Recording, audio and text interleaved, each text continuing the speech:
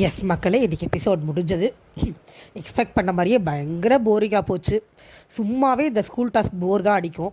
இதில் போதாத குறைக்கு நேற்று எல்லாரையும் கூப்பிட்டு ஒரு ரைடு வேறு விட்டாங்க. ஆக்சுவலாக அதெல்லாம் பண்ணவே கூடாது இந்த ஷோவில். வெளியில் என்ன நடக்குதுன்னு தெரியாமல் இருக்கிற வரைக்கும் தான் இவங்களோட கேம் பிளே, அவங்களோட மென்டல் ஸ்ட்ரென்த் இது எல்லாமே நம்ம பார்க்க முடியும். ஒஸ்ட்டாக போனால் போட்டோம், என்ன இப்போது மக்கள் எலிமினேட் பண்ண போகிறாங்க, தூக்கி வெளியில் போடுங்க. இல்லை ரொம்ப ஒஸ்ட்டாக போச்சுன்னா ரெட் கார்டு கொடுத்து வீக்கெண்டில் அனுப்புங்க. எதுக்கு அவங்க வீட்டில் இருக்கிறவங்களாம் கூட்டிகிட்டு வந்து ஒரு க்ளூ கொடுக்க வைக்கிறீங்க அப்படிங்கிறது புரியவே இல்லை. அதோட எஃபெக்ட் வந்து இன்றைக்கி நீங்கள் ஷோவில் பார்க்கவே முடியல லைவ். நான் அந்த ஸ்கூல் டாஸ்க் ஆரம்பிச்சதுக்கப்புறம் தான் பார்க்க ஆரம்பித்தேன், பகல்லலாம் பார்க்கல. But complete bore. ஸ்கூல் டாஸ்க்லேயுமே யாருமே ஒன்றும் பெர்ஃபாவே பண்ணலை.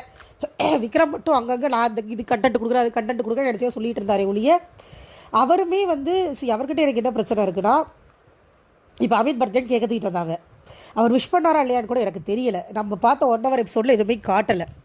ஸோ அடுத்தவங்களோட விஷயத்துலையும் அவங்களோட ஃபீலிங்ஸ்லையும் போய் பெருசாக இன்வால்வே ஆக மாட்டேங்கிறாரு. ஓரளவுக்கு அதுவும் ஆகணும் இல்லையா? அவர் தனியாக ஒன்று ட்ரை பண்ணும்போது அது நம்மளுக்கு போர் தான் அடிக்குது. எல்லாமே போருங்க. சரி பார்ப்போம் வரிசையாக. அந்த ரீகேப் ஒன்று போட்டாங்க நேற்று நடந்ததை, எல்லாருக்கும் என்னென்ன சொன்னாங்கன்னு. அதில் யாரும் எதையும் புரிஞ்சுக்கல, தண்டம். அதுக்கப்புறம் இன்றைக்கி இந்த பார்வதியும் கம்பதியும் இதெல்லாம் பேசுகிறதுக்கே இதில் என்ன இருக்குதுன்னு தெரில. பார்வதிக்கிட்ட போய் என்னவோ பேசிகிட்டு இருந்தார். பார்வதி வந்து ஒன்று என் கூட அவ கூட இப்படி பண்ணாத அப்படி இப்படி ஏதோ சொல்லிகிட்டு இருந்துச்சு.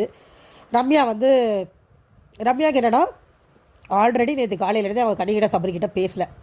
நைட்டு அவங்க ஃபேமிலியில் வந்தவங்களும் அதையே சொன்ன உடனே இந்த அம்மா என்ன பண்ணுது பாருங்கள், அவங்கக்கிட்ட சபரிகிட்ட போய் சொல்லுது, இந்த மாதிரி நான் ஒதுக்கிக்கிற சபரி எங்கள் வீட்டில் அதான் சொன்னாங்க அப்படின்னு சொன்னோடனே கனியும் சபரி சார் தான் போடிட்டு போயிட்டாங்க. ஏன்னா கனியோ சபரியோ ரம்யா கிட்ட போய் எனக்கு நீ தங்கச்சி யார், நான் உனக்கு அண்ணாவாக இருக்கேன், எனக்கு நீ பொண்ணா ஒரு உனக்கு அம்மாவாக இருக்கேன்லாம் சொல்லலை. ரம்யா ஒன்று ஆசைப்பட்டாங்க, அது போனால் போதேன்னு அவங்க அக்செப்ட் பண்ணிக்கிட்டாங்க, அவ்வளோதான். ஏன்னா அவங்க வந்து ஆல்ரெடி பயங்கர ஃபேமஸான அவங்க 2 பேரும். ரம்யா வச்சு கேம் விளையாடணுன்னா அவங்க 2 பேருக்கும் தேவையே கிடையாது. இந்த பொண்ணு போய் பழகுச்சு, சரி இப்போ திருப்பி இது பண்ணக்கூடாதுன்றதுக்காக பழகுறாங்க, அவ்வளோதான். அவள் பண்ணது, இப்போ ரம்யா பண்ணுறது பச்சை துரோகம். அசிங்கமாக பிஹேவ் பண்ணுது ரம்யா, அவ்வளோதான் சொல்ல முடியும். ஓகே, முதல்ல இருந்து கேம் விளையாட துப்புலாம் இவங்க பின்னாடி ஒளிஞ்சு ஆக்சுவலாக ரம்யா போய் அவங்க பின்னாடி ஒளிஞ்சதே நாமினேஷனில் வரக்கூடாதுங்கிறதுக்காக தான். அந்த அண்ணா அக்கா நாடகம்லாம் அதுக்காக போட்டது தான். இன்றைக்கி வந்து கேம் விளையாடுறாங்களாம்மா. ஏம்மா நீ இந்த வாரம் வெளியில் வந்துடுவோம்மா, சும்மா இருமா அப்படிங்கிற மாதிரி இருக்குது நம்மளுக்கு. இது ஒன்று ஆச்சா. அதுக்கப்புறம் மறுபடியும் காலையில் விடிஞ்ச உடனே ஒரு பாட்டை போட்டோடனே மறுபடியும் கமருதீன் போய் அரோராட்ட உட்காந்து பேசிகிட்டு இருக்கார். அரோராவும் அதையே தான் சொல்கிறாங்க, விட்டுரு என்னைய, நீ அவங்களோட இருந்துக்கோ, நான் பார்வதி கூட வந்து பழக விரும்பலை, என்னை விட்டுரு அப்படின்னா மறுபடியும் பார்வதி கிட்ட வராரு.